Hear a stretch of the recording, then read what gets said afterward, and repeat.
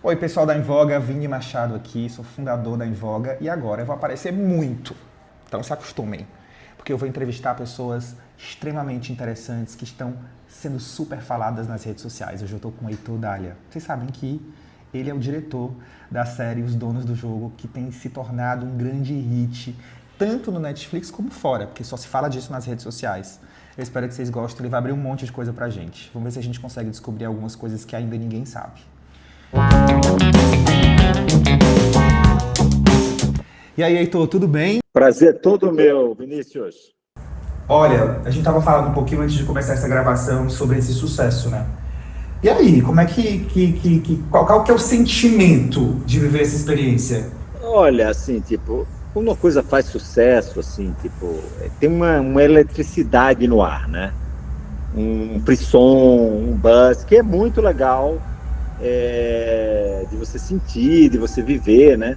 Mas o que me anima mais é ver quando a série ou o trabalho que você faz, ele fura todas as bolhas, ele atinge todas as classes sociais, todas as idades, vira comentário de todo mundo. Isso é muito legal, porque é uma constatação de que você fez um negócio realmente popular para pessoas, né? Que é amado pelas pessoas, né? E os donos do jogo têm essa coisa de paixão muito exacerbada, Demais. de vício, de ficar viciada na série e também de se relacionar passionalmente com o conteúdo. Isso é muito legal você ver as reações, né? Então é muito compensador para quem quer falar com muita gente, né? Assim, tipo, para mim é uma sensação que não tem igual. Cara, eu maratonei, assim, eu não consegui parar, assim, acho que eu virei à noite e foi, assim, uma delícia, realmente. Mas em que momento você percebeu que a série realmente virou um fenômeno? Qual foi aquele Olha, momento que você falou, cara, puta merda, isso aqui ficou muito legal? olha, assim, a gente tinha muitas assim, expectativas, né? Porque a gente ficou muito feliz com o resultado, né? E a gente começou a ter esses termômetros, assim, nas próprias equipes que estavam fazendo, na pós-produção, sabe? Equipe de pós que estava esperando o próximo episódio. Então você entendeu que a série estava gerando fãs já nas pessoas que estavam fazendo a série, entendeu? Então aí foi o primeiro indício, né? E quando a série lançou, né, muito rapidamente, assim, tipo, lançou 5 da manhã. 10 da manhã já tinha gente pedindo segunda temporada. Já tinha gente que tinha assistido tudo, entendeu? Então, assim, foi muito rápido. Assim, 10, 11 da manhã, assim, muito rápido. Eu falei, gente, no primeiro dia a gente já entendeu que tinha ido para um outro lugar, né? Assim, no primeiro dia. E aí, disso só cresceu, né? Assim, tipo, foi só crescendo o segundo dia, o terceiro dia, o fim de semana. Aí depois você acha, não, depois do primeiro fim de semana vai diminuir, né? Não, cresceu na segunda, cresceu na terça. Sustentação, né? A sustentação É, foi só aumentando e os dias sim. foram passando, não foi uma curva Não, U que a gente fala ali, né? isso foi assim, vupt para cima, e a gente começou a receber de todo. Aí, assim, aí o outro fenômeno que rolou na série foi um fenômeno de rede, assim, de edits, de TikTok, de X, assim, sabe, de Instagram. Assim, a gente começou a ver que tinha uma potência de comunicação e de vocalidade dessa audiência, de gerador de conversa muito grande, assim, Eu acho que sabe? tu puxou uma pauta que eu ia te perguntar também sobre isso. Assim, eu acho que com você que trabalha há muitos anos enfim, com audiovisual, com direção, existia um olhar muito claro para a produção de materiais audiovisuais. Ele tinha um tipo de escopo. Hoje, com as redes sociais, existe no olhar de diretor, na contratação de elenco, na forma como isso vai repercutir, a preocupação de como a rede social vai usar os cortes, ou vai entender, ou vai fazer com que isso viralize. Isso entra como uma estratégia hoje num pensamento de novas séries que são produzidas, ou isso aconteceu de forma orgânica? Olha, aconteceu de forma orgânica. Claro que a gente tinha uma intenção de audiência com essa série, né? Uma série foi desenhada para isso, mas a gente pensa exclusivamente no conteúdo, assim, sabe? Em fazer uma dramaturgia que funciona, né? Assim, tipo que a história, né? Que personagens cativantes, personagens carismáticos, né? Só que aí nessa série, assim, tem muitos pontos de entrada, né? para a audiência, né? Era o Jogo do Bicho, era Rio de Janeiro, esse esculacho visual, era uma atualização do universo que estava que tinha uma relação emocional com o país, assim, tipo, só que o país tinha uma memória dos anos 80 disso, então como atualizar isso, né? Era uma série sexy, assim, sabe? Por definição. Então tinham várias coisas que a gente já idealizou pensando nisso, né? A gente pensou numa comunicação com a audiência, mas não necessariamente pensou nas redes. Só que por uma circunstância do elenco que a gente escolheu, da natureza da série, virou um assunto nacional nas redes, assim, sabe? Os números são muito absurdos. Não, virou uma comunidade. Virou uma comunidade, virou fandoms, as pessoas se envolvem. É impressionante como o André parece que ele tinha já uma base muito grande de seguidores, mas parece que agora o André né, mais adulto, maduro, parece que agora que ele falou pro Brasil, assim, oficialmente falando, e o brasileiro se apaixonou. A gente fez um post da Mel Maia e você repostou, né? E falando que era uma frase que ela tinha falado sobre as conquistas de vida e tudo, e você fez uma declaração para ela nesse repost. E a Mel também foi uma das pessoas muito citadas e tem sido muito falada, né? A gente viu ela crescer. Como foi a escolha dos personagens para a série? Olha, a gente, assim, tipo, assim, o André, assim, falando no André, o André ganhou 700 mil seguidores desde o lançamento. Meu Deus, eu não tinha ideia disso. E virou uma paixão nacional, né? Assim, virou um ídolo instantâneo do Brasil. É o hit. Um sex symbol, hit, ator reconhecido, carismático, ele é uma pessoa muito doce, muito legal. Então, assim, ele realmente conquistou os corações dessa audiência, entendeu? Assim, tipo, de um jeito muito vocal, né?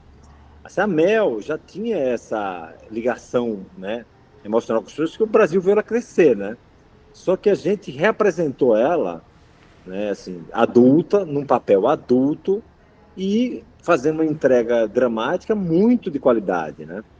Então, assim, isso foi quando a gente foi desenhando o elenco, quando eu vi o teste da Mel, assim, tipo, eu vi e falei, tem que ser ela, assim, sabe? Tipo, ainda foi um processo longo de escolha, porque a gente escolheu muito bem cada personagem. Assim, a gente tinha alguns critérios. A Juliana, maravilhosa. Todo mundo, né? A Júlia Buscati. E eu falava assim, qual personagem que tem atores que tem alguma coisa a ver com o personagem, que tem uma origem nisso, que foi criada. A Juliana foi, né, destaque da escola de samba, já tinha um pé nesse universo, sabe? Então voltou agora a ser voltou, né, madrinha de bateria. Voltou. Então a gente foi uma escolha muito precisa, junto com a Netflix. A Netflix me ajudou muito nessa escolha. A gente passou meses debatendo, foi a dedo, 1 a 1, e aí a gente teve esse resultado, que eram atores muito adequados, assim, tipo, com uma potência, né, muito grande de viralizar e de se tornarem o que eles se tornaram, porque eu acho que essa série é uma virada de jogo, né, para o André, para a Mel, para a Júlia, para o Lamin, para o Juan,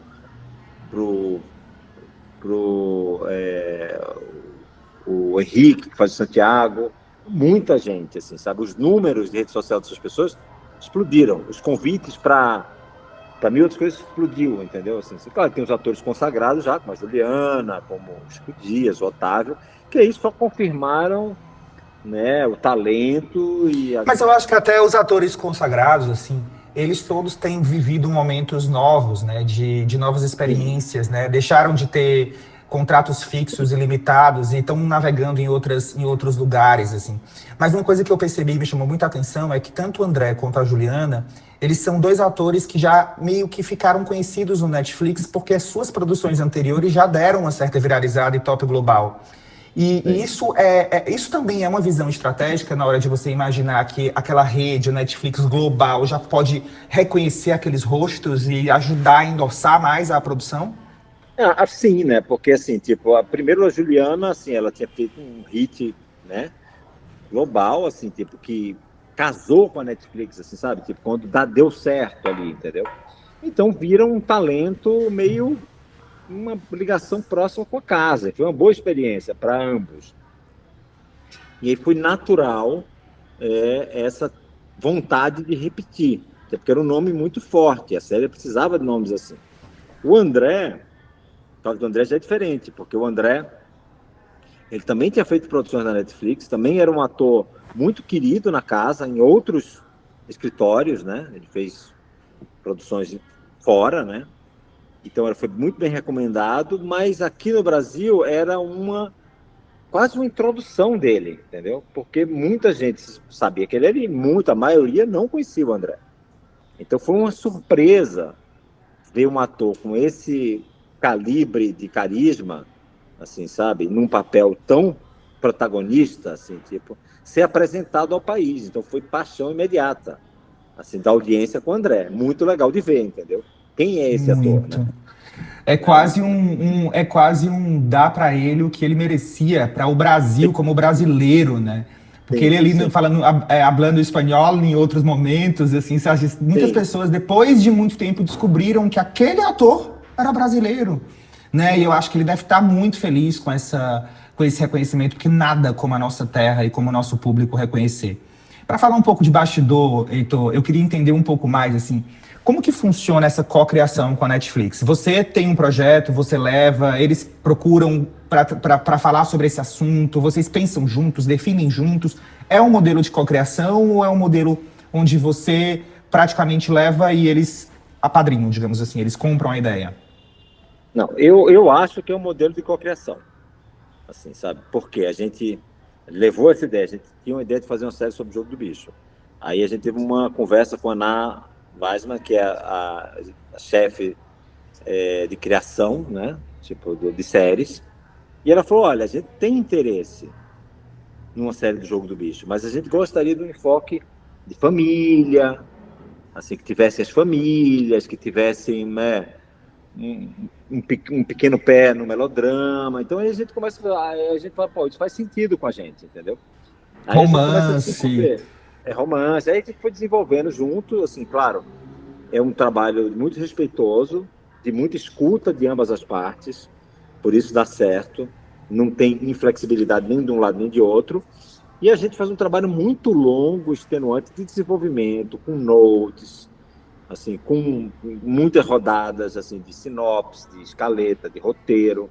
Aí isso depois tem um processo da filmagem que aí, porque eu sou um diretor já muito experiente, que já é terceiro, também é mais tranquilo, a Netflix confia, então eu tenho uma condução do set mais tranquila, de mais liberdade, mas sempre também dão inputs.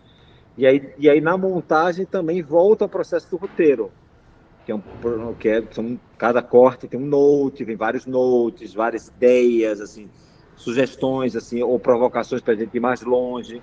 É um processo muito rico criativamente, e de muita provocação para que a gente chegue no melhor resultado que a gente possa chegar. Todo mundo se desafia para isso, entendeu? É por isso que as coisas chegam nesse lugar que estão chegando, entendeu? É um processo bem bacana, é um processo desafiador, porque a gente quer chegar a resultados maiores, mas ele é muito prazeroso também, por outro lado. E aí, falando um pouco de bastidores, eu tava vendo que meu algoritmo aparece os donos do jogo, tipo, o tempo todo. Eu acho que o Instagram viu que eu amei, aí, tipo, entrega, às vezes, os atores que eu não seguia, e eu passo a seguir e tal. Mas cenas de bastidores, assim, tem viralizado. As pessoas estão amando ver o que acontece por trás das câmeras. Quais foram as cenas mais difíceis de fazer? Tem algum momento engraçado que você pode trazer? Tem alguma curiosidade que o público que está apaixonado por essa série vai falar: caraca, que legal, olha o que o diretor trouxe dos bastidores, alguma coisa que a Olha, gente pode saber? eu vou contar uma coisa que eu acho engraçado, né? Que é sobre a química, né, do André com a Mel, né? E foi uma química evidente, que um casal que o país tipou, né? Foi isso assim, Muito. muito, né? Então, assim, e aí a gente, claro, quando você escolhe, né, dois atores que não se conhecem, né? Tem esse processo de, né, deles se conhecerem, de criarem uma intimidade no trabalho para que seja possível essa química, né? E aí foi o processo normal de preparação, de elenco e tal. Aí um dia a gente estava filmando uma cena, que era uma cena após a briga no sexto episódio, né? A cena do macarrão e tal, né? A gente começou a filmar a cena e aí eu comecei a olhar a equipe. E a equipe estava assim, tipo, subindo pelas paredes com aquela tensão dos dois ali, entendeu?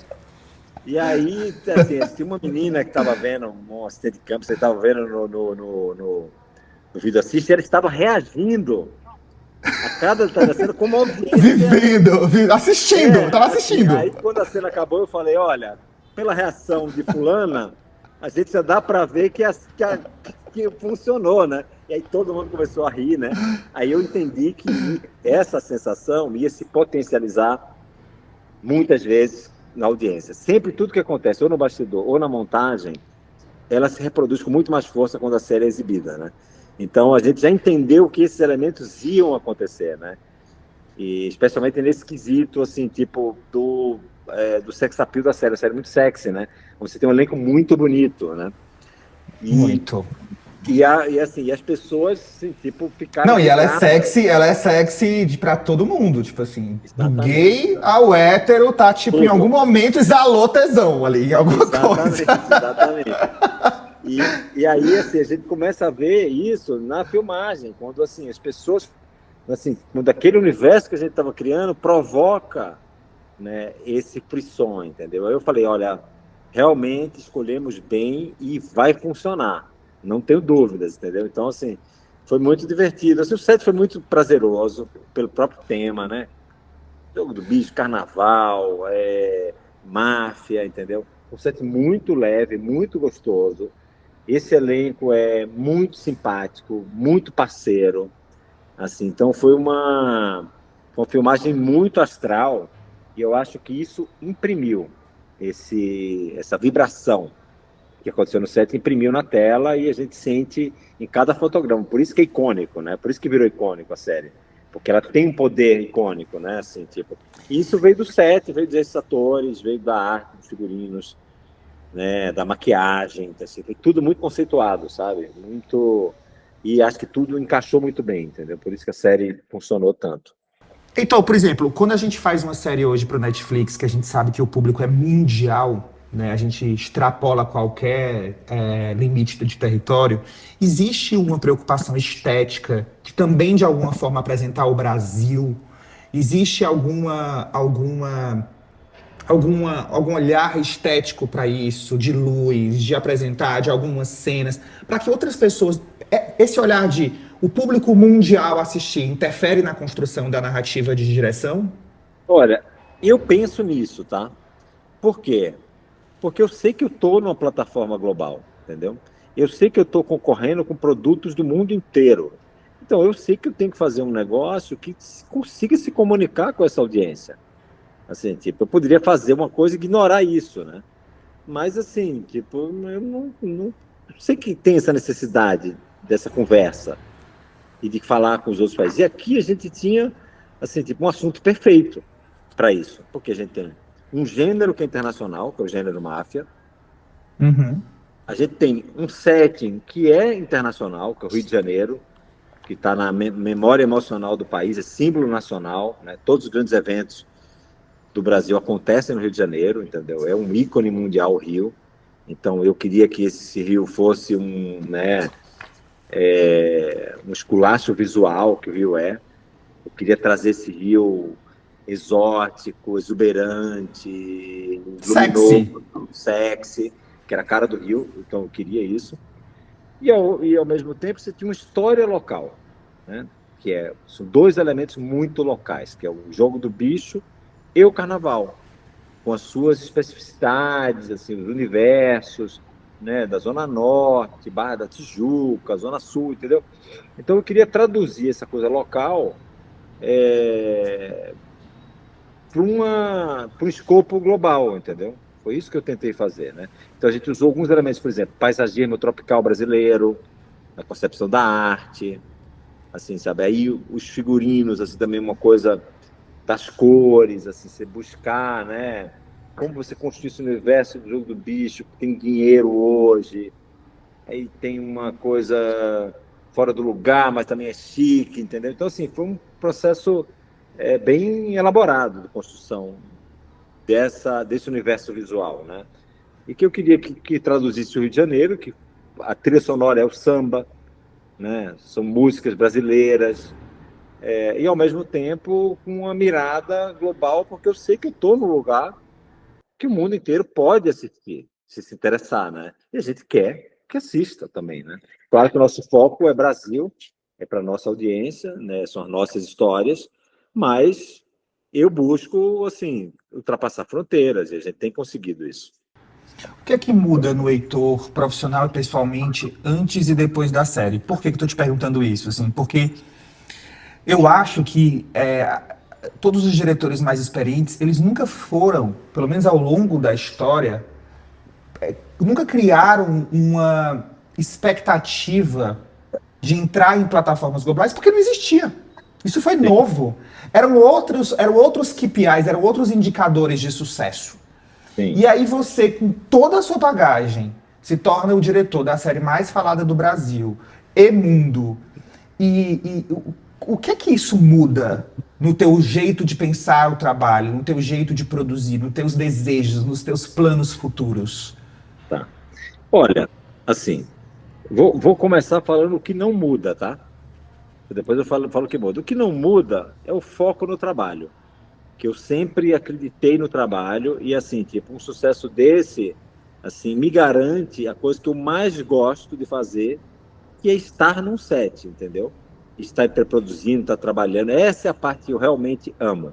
É o trabalho em si, é a obra em si, assim, mais do que essa eletricidade do sucesso, que claro que é muito boa, mas eu gosto mais do trabalho. Eu sou um cara, é da minha natureza, eu gosto mais do trabalho. Então isso não muda, pé no chão, cabeça no trabalho, foco em continuar fazendo o que a gente sempre fez do mesmo jeito, com a minha equipe, que é a mesma em todos os trabalhos. Então, assim, isso é o que a gente... Então, é a nossa família continuando trabalhando. Que muda, né? Que dá mais, assim, mais certezas de algumas apostas. Quando você faz uma aposta arriscada, que dá certo, você fala, não, ó, eu estava certo aqui, entendeu? Então, podemos apostar mais, arriscar mais aqui ou ali, entendeu? E entendendo a engrenagem de como funciona essa audiência. Isso me dá muita, assim, certeza. Eu venho fazendo as últimas 6 séries que eu fiz foram sucesso, entendeu? E as últimas 3 da Netflix são sucessos globais, assim. Então me anima muito para continuar fazendo. Então, assim, para mim o que muda é que é um combustível de entusiasmo para continuar tentando voos mais altos, entendeu? Tentando arriscando mais e continuando apostando em coisas que a gente acredita, que a gente gosta de fazer. Porque tem o segredo desse sucesso é porque a gente não faz a série mirando no sucesso, a gente faz séries que a gente gosta de fazer, que a gente gosta de assistir, entendeu? Assim, tipo, eu tô fazendo o que eu gosto, que eu acredito de fato, entendeu? E aí, quando você vê que o que você gosta, você acredita, consegue ultrapassar barreiras, você fica mais seguro para explorar um pouco mais esse território, sabe? Assim, tipo, me dá mais confiança. E mais experiente até dentro desse universo das plataformas. Mas eu tenho que finalizar com uma pergunta que eu estou louco para saber. Teremos a segunda temporada? Olha, assim, tudo indica que sim. Roberta, me ajuda, Roberta. Eu queria dar esse furo, gente. Olha, Vinícius, notícia é muito em breve, brevíssimo, tá? Heitor, obrigado. É um prazer falar com você. Falar com você, é um prazer, viu? De onde você é?